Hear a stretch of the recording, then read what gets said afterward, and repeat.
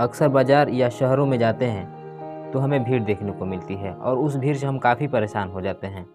क्या इस पर कभी हमने विचार किया है? स्कूलों में बच्चों को एडमिशन नहीं मिल रहा है, नौकरी नहीं मिल रही है, बस में सीट नहीं मिल रहे हैं, ट्रेन में जगह नहीं मिल रही है, ट्रैफिक जाम है। ये बढ़ती हुई जनसंख्या का नतीजा है। आज भारत विश्व में सर्वाधिक जनसंख्या वाला देश बन गया है। नमस्कार, आदाब, सत श्री अकाल और आप देख रहे हैं सवाल आप तक। विश्व में भारत प्रथम जनसंख्या वाला देश बनने पर आपको बहुत बहुत हार्दिक शुभकामनाएं। अक्सर सवालों में हम पढ़ा करते थे कि विश्व का सर्वाधिक जनसंख्या वाला देश कौन है, तो उसका आंसर आता था चाइना या चीन। लेकिन अब जून 2023 से भारत को जाना जाएगा। भारत विश्व में सर्वाधिक जनसंख्या वाला देश बन गया है। आज भारत की जनसंख्या 142 करोड़ 86 लाख हो गई है और वहीं चीन की जनसंख्या 142 करोड़ 57 लाख हो गई है। वर्ष 1941 ईस्वी में भारत की जनसंख्या कुल 39 करोड़ थी और उस समय भारत अभी आज़ाद नहीं हुआ था और बांग्लादेश और पाकिस्तान हमारे भारत में ही सम्मिलित थे। देश की आज़ादी के बाद 1951 ईस्वी में जनसंख्या की गणना की गई। तब भारत की जनसंख्या 36 करोड़ थी, जो आज के अमेरिका के जनसंख्या के लगभग बराबर है। आज अमेरिका की जनसंख्या लगभग 34 करोड़ है। इन 1951 से 2023 तक अर्थात 72 वर्षों में भारत की जनसंख्या में अधिकतर वृद्धि हुई है।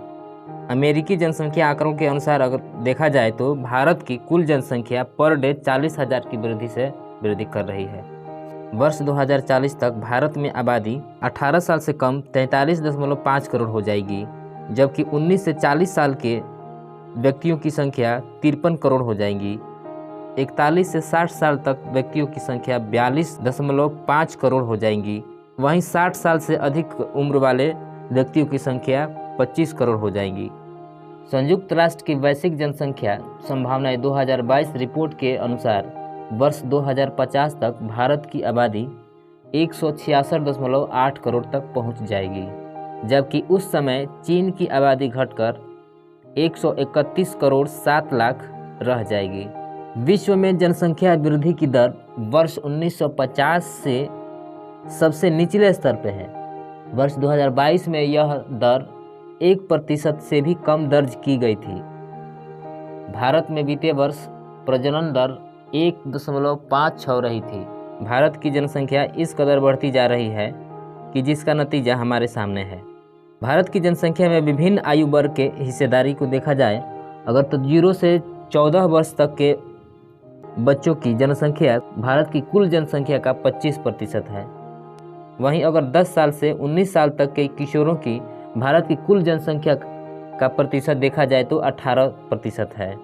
10 से 24 वर्ष के व्यक्तियों की संख्या भारत की कुल जनसंख्या का 26% है। वहीं 15 से 64 वर्ष तक के कुल भारत की जनसंख्या का 68% है। अर्थात 15 से 64 वर्ष के व्यक्तियों की जनसंख्या भारत में सबसे ज़्यादा निवास कर रही है। वहीं अगर 65 वर्ष से अधिक व्यक्तियों की संख्या की बात की जाए तो ये 7% तक रह गई है। जनसंख्या बढ़ी है, इससे इनकार नहीं किया जा सकता है, लेकिन जनसंख्या जब बढ़ी है तो अवसर भी बढ़े हैं। विश्व में भारत में सबसे अधिक जनसंख्या वाला देश बनने पर चीन ने कहा है कि उसके पास विकास की गति को देने के लिए अब भी लगभग 90 करोड़ कुशल कामगार मौजूद हैं। चीन के विदेश मंत्रालय के प्रवक्ता वांग वेनबिन ने मीडिया से बातचीत में कहा कि मैं आपको बताना चाहता हूं कि जनसंख्या का लाभ संख्या पर नहीं गुणवत्ता पर निर्भर करता है। जनसंख्या के साथ प्रतिभा भी जरूरी है। अगर इस प्रकार से भारत को सीख लेनी हो तो सबसे पहले युवाओं को शिक्षित करना होगा, युवाओं को कुशल बनाना होगा।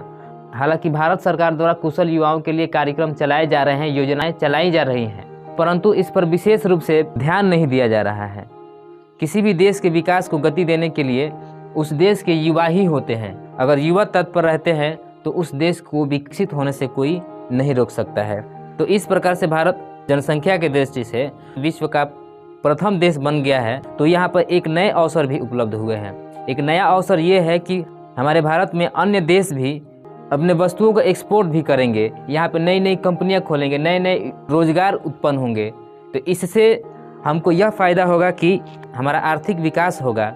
और ख़ास करके भारत के युवाओं को संदेश देना चाहूँगा कि यदि भारत को विकसित राज्य बनाना है तो अपने प्रतिभा को उजागर करना होगा।